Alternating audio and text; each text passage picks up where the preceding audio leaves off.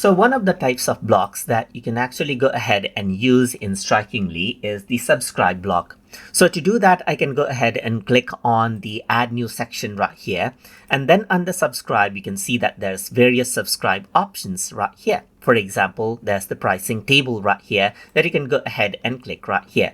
Let me just go ahead and add in this one, add in another subscribe block right here as well. So you can see that with the subscribe block, you simply have different pricing plans right here, just like this, sample pricing plans that users can choose and select it out. So here you can see that there's the link that you can go ahead and add in with the each pricing plan as well. And you can go ahead and edit out the different pictures that you see over here in the subscribe block as well.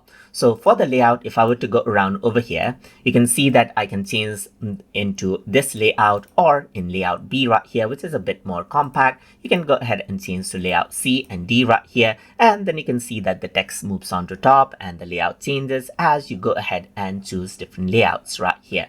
So if I were to actually go around over here, you can change around the top space. You can go ahead and disable this and enable this as you want right here, reset out the space as well. And as with any other blocks, you can go ahead and work around with the background right here, just like this, to go ahead and change it out to how you like. You can go ahead and edit out each picture right here, edit out the text right here, edit out the price as you want as well, and edit out the text right here, just like this. So that is how you can go ahead and utilize the subscribe block inside of Strikingly. So I hope you guys learned something as always. And as always, please like, comment, share, and subscribe.